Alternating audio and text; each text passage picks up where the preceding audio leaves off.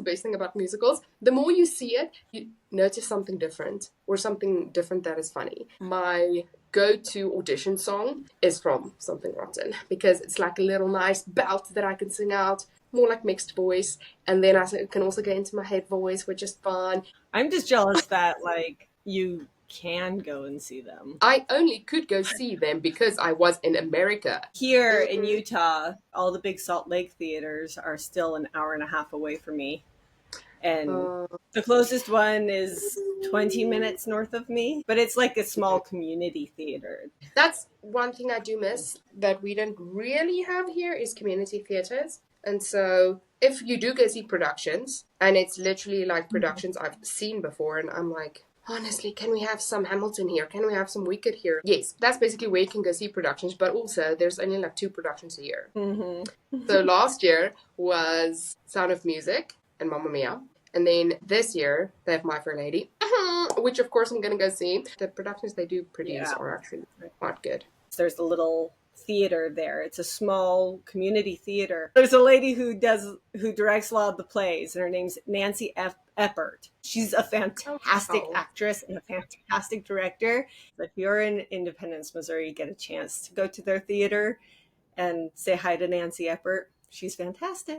So 1 season down, a new season on its way. How do we feel about this? I am super excited. I can't believe we've already done a whole season and we're doing season 2. If you thought we had phenomenal guests in season 1, like season 2 is just as fabulous. Keep your eye on the announcements because when those guest episodes are ready to come out, you're going to be as excited as we are, I'm sure. Let's get this episode going, though. I'm coming in with my apple cider because it is cold and snowy.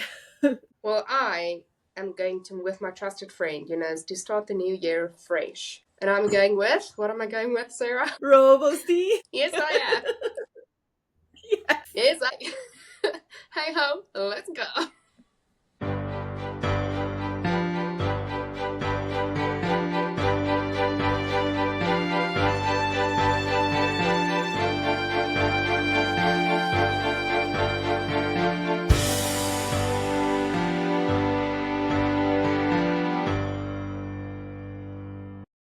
Hello everyone and welcome to Tea and Tales. I'm Madeleine Nainau. And I'm Sarah Sampson. Thank you to everybody who has been listening and who's come back for our 2nd season. We especially want to thank Sherry Palace and Janet Pearson. So we're going to start our season off easy with a fun game of book bingo. And if you have been following us on Instagram or Twitter or TikTok or Threads or Facebook, then you will have noticed that we released our own little book bingo that we are doing today. If you haven't seen it yet, then go back to our posts and go find our book bingo so that you can also participate in this fun little episode that we're doing. And for those of you watching on YouTube, here is a quick shot of what that looks like. I will play intro music. Should be an uplifting one. Should be like, hit me with your best shot. Why don't you hit me with your best shot? So the way this is going to work is I am going to roll one of my D20 dice because I'm a gamer. And whichever 1 through 16 that lands on, that's the question that we're going to answer. I feel a little bit bad for you because I feel I do read more novels than you do. So my bad. Yes, it's true. But you know what? It's all for fun and games. As a betting person, I would bet against myself and I would bet all on you. So we'll see how this goes. Would you be funny if you beat me at bingo? That would be hilarious. I always do like the reading challenges on Goodreads. And so I was actually pretty chuffed with myself that I finished my Goodreads challenge last year because the previous year I didn't and it was heartbreaking. I set it for like 30 novels, which I felt wasn't that many because the previous time I aimed for like 45, but I was like, clearly I need to lower my standards because clearly work and everything. But you know what I keep forgetting is the fact that not only do I read novels, but I actually work on my own novel. I write my own novel. I beta read for other people. So technically I have read like 12 other novels, but they don't count. They're not on Goodreads yet. I'm also curious because my younger sister, who's a librarian, does reading challenges and reads like 100 books every year. So I'm curious if she can get a bingo before you. Ooh. All right, first number is 8. 8. Okay. Oh, Eight. gosh darn it. Okay, a non-fiction novel. How about you? I actually do get a point for this one. I did beta read this book as well. Okay. But I read the final book this year. So it's by Tracy Smith with letters from her brother, Larry Ray Smith.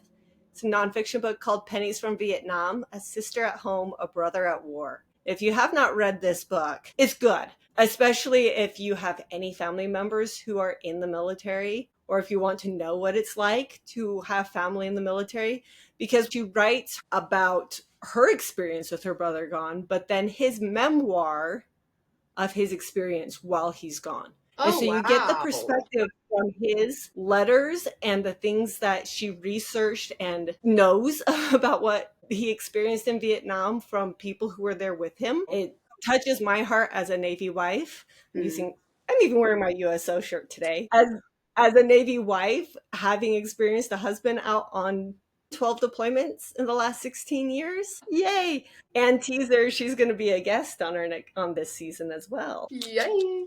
Okay, roll the dice. Let's see what we get. 14. 14.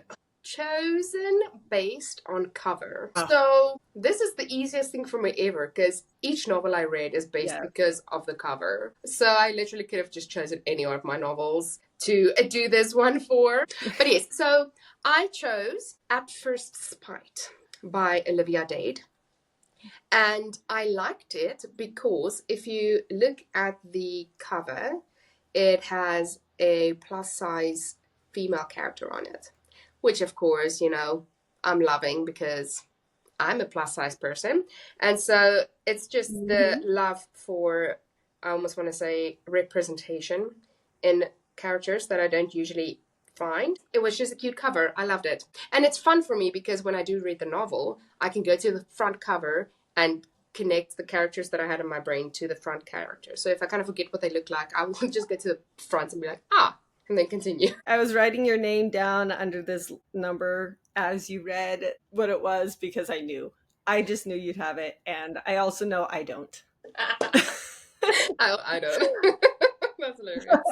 I don't normally look at cover. I think if I went to actual bookstores more often, then I might get this one. But usually I go looking for a book because I'm like, I want to read something by so-and-so, or I hear a title from... Which makes sense. It's just always a surprise to me when I read the novel because I have no idea what is happening in the novel because I don't read the blurb. So I'm just like, I like this cover, let's read it. And then sometimes I'm surprised in a good way, and other times I'm just like, okay, gonna need some chocolate after this. Roll the dice. 13. Ooh, okay, a novel with a blue cover. Blue cover? Uh-huh. Yeah, that look on your face tells me everything I need to know. So, I actually had a few to pick from, but I landed on Hello Stranger by Catherine Sainter. I read her first novel, which was The Bodyguard, and I quite enjoyed reading it because it's not very spicy. It's very like closed door romance, which is always fun to read. Yeah, I liked her reading, so I'll read the second one. This one took me a while to get into, but it did have an interesting twist in the end. I will tell you that. And I was like, ooh, didn't see this one coming. And of course, I love the male character in the novel. He was just so adorably cute. And now I want to go live in an apartment building on top of a roof. It also kind of just depends on what mood you're in when you're reading a novel. So sometimes you're just like not in a reading vibe. So then once you start the novel, you just don't get into it. So it might be any of those reasons why it took me a while to get into it. But yes, so Hello Stranger by Catherine Sainter. How about you? Well, I wasn't sure if I did or not, so I'm scrolling through and I found one that I have read in the last year with a blue cover. Luckily. Sure. It's not going to surprise anybody, but it's a book by Brandon Sanderson called Evershore. Well, thank you, Brandon Sanderson, for having a blue cover. I told myself I couldn't read it until I finished my first draft of my novel, which I finished in February. Ooh, that's a nice gift to give yourself. Yeah, I award myself with Brandon Sanderson novels when I finish some big goal. Okay. Roll the dice. I heard from one of our listeners this last week that he has decided to start reading Brandon Sanderson and started his first Brandon Sanderson book this week. So there's that fun thing. Okay, number 7. Number 7. Ooh, this is a fun one. An indie author. Indie author. Yes. Okay, number 7. So my indie author, and we had her on as a guest last year, is A.K. McBride. I read like 3 of her novels last year. I was so excited about them. So I read An Inconvenient Marriage, and I read An Inevitable Marriage. So it is the first 2 novels of her Billionaire series. And then, of course, the 3rd one comes out this year, which I'm super excited about. So, yes, A.K. McBride, go check it out. Nice. I actually got this one, too. Look at you. I know, look at me. Because back in, was it September, I ran across this indie author. I've already talked about him once in one of our episodes. Bill McCurry. Bill McCurry, Desk Collectors. Cool. Thank you, Bill, for having a fantastic way to reach people on Facebook. You got me one spot. One spot closer to Vingo. Well, 7 and 8 are next to each other, but we're tied for that, so we'll see. 2. Ooh, okay. A novel by a female author. Well, can I just say that I think all my authors that I read are female. I don't think I don't have any male writers on my novel. Oh my gosh, this is actually terrible. I'm so glad they didn't say male authors, because that would have been horrible. But this makes me have to reflect, on my life choices. And maybe, this year I will find a male author. So if you know any good male authors, and don't give me Nicholas Sparks, because I refuse to read any of his novels. Don't give me John Green, because I refuse to read any of his novels. Thank you very much. Okay, so female. I mean, literally all my novels are female authors. But you know what? I will choose another guest that we had on our podcast, Justine Brashear. Not only is she also an indie author, but she's a female indie author. Oh. So, haha. So her first novel that she released last year in April, We Close Our Eyes. And I will definitely recommend for anyone to go read it. And she's a brilliant person. Everybody, like, even the 2 that I'm beta reading right now in my group are both male writers. Like, oh no, I could be in trouble. Back in March, when we were first moving into this house, I picked up my first book by N.K. Jemisin, and I read a trilogy. As I was moving in, painting all these walls, doing all that fun moving stuff. Yeah, she was in my ear, audiobook, the entire time, reading the 5th season by N.K. Jemisin. And I read all 3 of them, because she's a great world builder. And teaser, there's just this mystery to it and puzzling to it. I loved it. Love it. And you discovered a new author as well, so. Yes, I'd actually wanted to read her for about 1.5 years, and finally was like, oh, I need a new book. I haven't read any of hers yet, so I did. Oh my gosh, isn't that just the worst? Like, sometimes I will have novels come up, and I'm like, okay, I have to read you, but I'm just going to push you aside. Like, after the 15th time, when they're like, your holder is ready, and I'm like, oh my gosh, I'll read it. And then after I read it, I'm like, why did it take me that long to read this? Why? It's so good. Okay. Yeah, she's one of those for me. 12. Ooh, finished in 1 day. Oh, I'm out. I never finish anything in 1 day unless it's a short story. So that's why I love Mills & Boon, because they're like 200 pages. So I will pick The Bachelor and the Babies by Heather McAllister. It was a very cute, like, short, fun novel to read. Mills & Boon don't go as in-depth as one would read an Emily Henry novel or a Colleen Hoover novel. I liked this one because it had enough storyline, it had enough character building for me to be like, oh my gosh, I loved it. It's so sweet and so fun, and I liked it because I finished it in one day. I'm so jealous of people who can. And I think that's why a majority of people also do audiobooks, because at least you can pop it in your ear. And to me, that still counts as reading. Don't let anybody else ever tell you it's not reading. I mean, they're listening to a podcast or an audiobook while I'm doing all my chores around the house. We just did 12 dice. Give me something we haven't done yet. 4. Oh.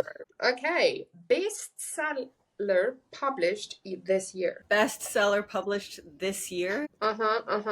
Mine is Just for the Summer by Abby Jimenez. She writes contemporary romance, but it's also like / rom-com / depressed Nell's soul, because she has the romance in it and the love story, and she does give me my happily ever after, which is why I can't be mad at her and refuse to read her novels anymore.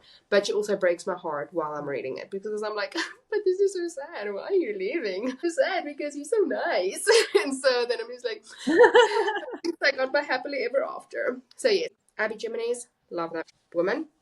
And so I will recommend any of her novels to anyone. I will have to read that one then, because it would be the only one I've got.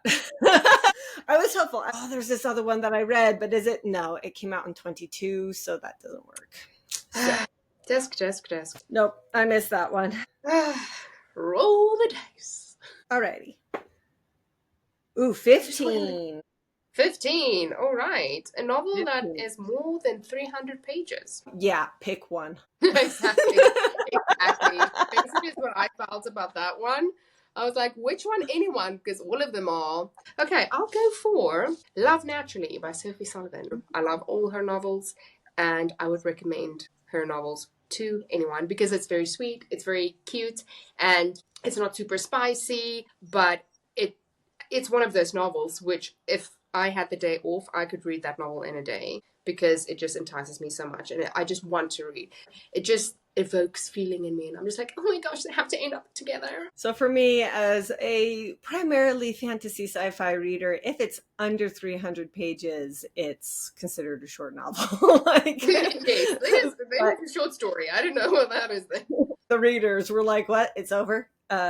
Excuse me. So I'm going to go with this one because it's top of my list, and it's one that I just finished. Empire of Exiles by Erin M. Evans. I just like the title. I love it so much because there are different species, and I love that trend coming out because that's the way I write too. That is really cool. So when you do find an author that is that actually does well for himself or herself, then you're like, I can also be like that. See, people do actually like reading that. Or you start having to mark agents off your list because they say in there, I hate characters that aren't human. You know, it's like, well, I'm gonna have to mark you off. You're not for me. Let's move on. That is not fun.